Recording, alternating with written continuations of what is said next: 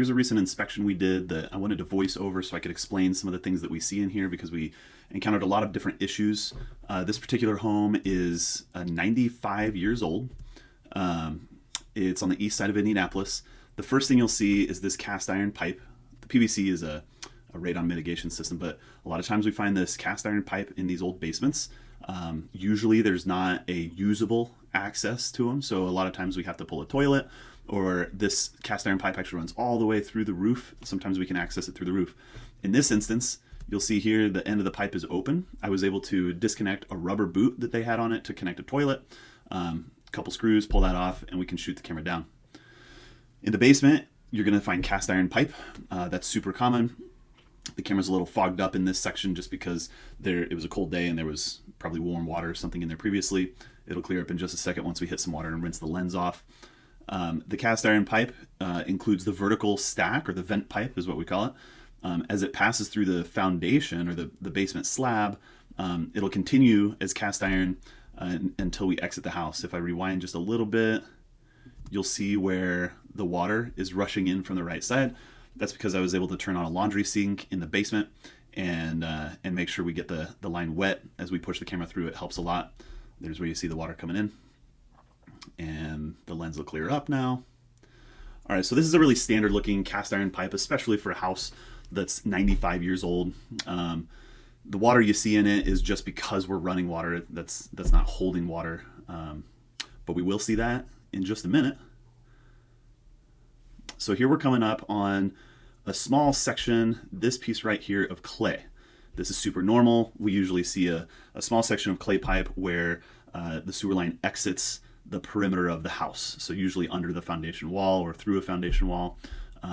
So that's what this clay is. And then if I can pause it at the right time. All right, here's where we transition to PVC pipe. That's the white. It's a little dirty in there, which is fine. I'm gonna note the separation in the pipe. So this was likely replaced at some point. Obviously it was replaced at some point. That's not original. PVC is not 95 years old. What happens is if they don't compact the dirt underneath it enough, it'll settle over time and create this gap. So as our camera's facing, it doesn't cause any immediate issues other than see this gap up here. So things like roots can grow in there, or dirt can fall in and start impeding or constricting the diameter of the pipe. But what the real problem is you see standing water in here. So just like there's a gap up top, there's going to be a gap on the bottom facing the camera, going the other direction upstream. The water in there can slowly erode the dirt over time, and it'll actually make that what we call a belly, where it's low, where the slope is too low. It'll make that belly worse over time. So here we hit just a little bit of standing water, nothing too serious, but definitely something to note. Now we run through a stretch of PVC, which is actually all in good condition. It's a little dirty, but not even dirty enough to make a note about it. I wouldn't say it needs cleaned out or anything at this point. Here's where we hit the fun stuff. So you see we went from no standing water to the lines, at least half full, probably a little over half full of water. That's not good. Obviously, you want a constant slope to the line so that as the toilet paper or the debris in the line gets flushed, the water will continue to carry it down all the way to the main city sewer line. Whenever there's water like this, it slows that flow and oftentimes will catch debris of any sort.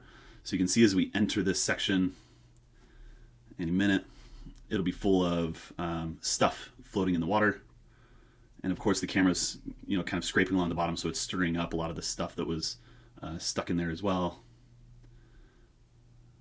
So we have a little bit of this. I'm going to fast forward a little bit. Here you can see the pipe is turning a little bit. So that white we see is the edge of the pipe. So it's turning. All right, so what happened here is that I actually paused the recording during the inspection. I kept running water. I let the water flush out a lot of that stuff that was stirred up from the camera rubbing against the bottom, and left the camera in place without disturbing anything so that the water could clear up and you could actually see what's going on.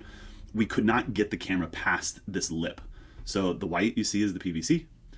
This kind of reddish looking stuff is probably clay pipe.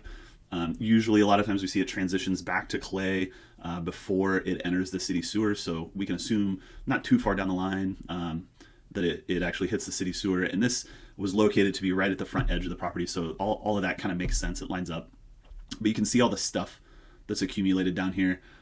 We see some gaps in the pipe. Again, it can cause slow erosion over time, making this belly worse. It might hold more water. If there's anything sharp or burr type things in here, it can snag toilet paper. Certainly stuff like flushable wipes, you definitely don't want to be pushing flushable wipes down the sewer line.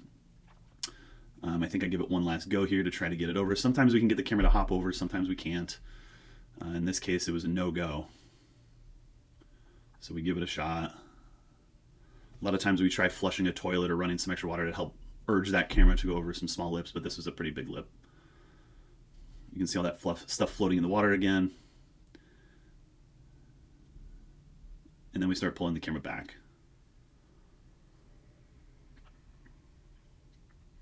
So again, if I pause it here, you can see the water line is pretty high. I don't know, maybe 3/4 of the line is full of water at this point. That's obviously not good for when you're trying to get things to flow downhill to the main city sewer.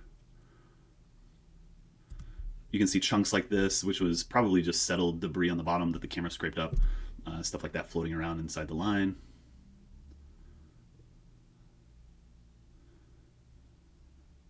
We're going to come back here.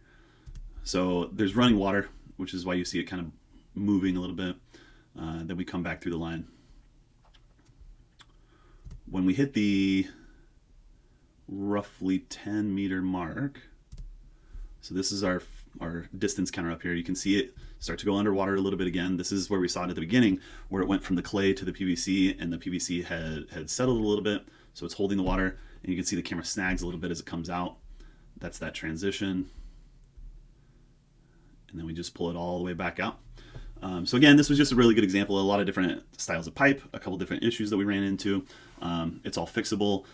It's actually, a lot of this stuff can be addressed fairly simply, correcting the slope of the pipe and some of the settled PVC. So we'll just keep coming out, and it'll come out the same hole. There's our water running in. So we're under the basement slab floor at this point, and it'll just continue to come out until we finish the inspection.